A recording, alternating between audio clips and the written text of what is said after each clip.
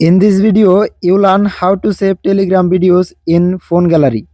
Okay, well, first of all, open up your Telegram app. Now tap on the three line at the top left and then go to settings. On setting, you need to scroll down and click on data and storage.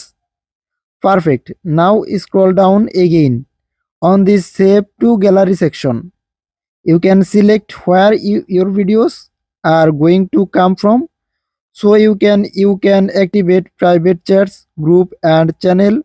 If you want videos to be saved from all these three now once you activate them, you need to go to each one individually. Let's begin with channel. To select a maximum video size, so you can go up to 4 GB. Let's do 4 GB for this one now, and go back group, same thing, 4 GB as well in my case, and private chats you can go to 4 GB now. That's it, this is activate. You can go to a chat and download media from here. That's how you save Telegram videos in your phone gallery.